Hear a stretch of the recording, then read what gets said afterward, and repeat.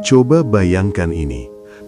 Setelah puluhan tahun kamu sholat, menangis dalam sujud, sedekah, membantu orang, dan menjaga diri dari dosa. Lalu, suatu hari, malaikat datang kepadamu dan berkata, "Semua ibadahmu tidak membuatmu selamat. Namamu tertulis sebagai penghuni neraka." Apa yang akan kamu lakukan? Sekarang, bayangkan malaikat itu berdiri tepat di depanmu. Suaranya lembut, tapi kalimatnya menghancurkan jiwamu. Ibadahmu mungkin tidak cukup, semua usahamu tidak mengubah apapun. Namamu sudah tertulis sebagai penghuni neraka. Kalau itu terjadi padamu malam ini, apakah kamu masih akan bangun untuk sholat? Atau kamu berkata, "Untuk apa? Toh aku tetap akan masuk neraka."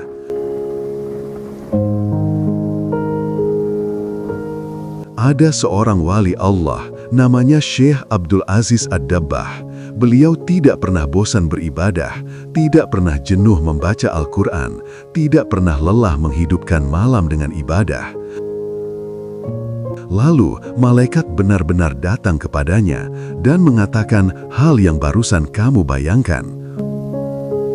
"Wahai Abdul Aziz, aku melihat namamu tercatat sebagai penghuni neraka."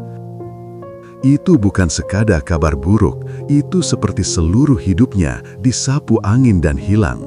Tapi, jawaban beliau bukanlah jawaban manusia biasa. Coba tanya dirimu sendiri, jika kamu mendengar kabar itu, apa yang akan kamu lakukan? Banyak dari kita mungkin langsung berhenti, ada yang hancur, ada yang marah, ada yang menyerah. Tapi Syekh Abdul Aziz tidak. Beliau berkata, "Surga dan neraka bukan urusanku. Aku diciptakan untuk beribadah kepada Allah, dan aku akan tetap beribadah apapun ketetapannya." Ini bukan sekadar ikhlas, ini adalah tingkat kepasrahan yang hanya dimiliki oleh hamba yang benar-benar mengenal Tuhannya. Malaikat kembali dan ternyata Allah menukar ketetapan itu. Nama beliau berubah menjadi penghuni surga. Tapi yang mengejutkan adalah beliau tetap berkata, "Aku tidak beribadah demi surga, aku beribadah demi Allah." Namun, kemudian Syekh Abdul Aziz bertanya, "Kalau begitu, dosa apa yang membuat Allah murka kepadaku?" Dan disinilah cerita ini berbalik arah menuju satu pelajaran yang mungkin benar-benar bisa mengubah hidup kita. Malaikat berkata, "Engkau pernah pura-pura tidur saat ibumu hendak meminta tolong. Engkau tidak mau disuruh, maka engkau membohonginya. Itulah yang membuat Allah murka." Diam, sunyi. Satu kebohongan kecil kepada ibu yang mungkin kita juga pernah lakukan dan kita anggap biasa, ternyata di sisi Allah itu bukan dosa kecil.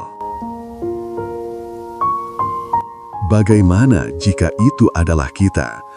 Bagaimana jika setiap kali ibu memanggil dan kita menjawab dengan malas, Allah menandainya?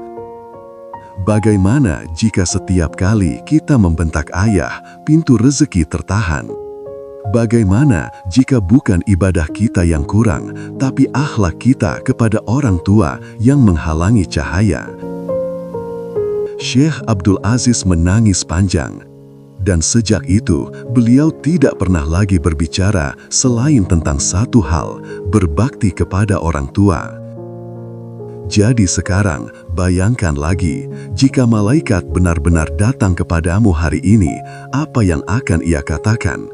Apakah ibadahmu sudah tulus, atau masih penuh syarat? Apakah ibumu ridho?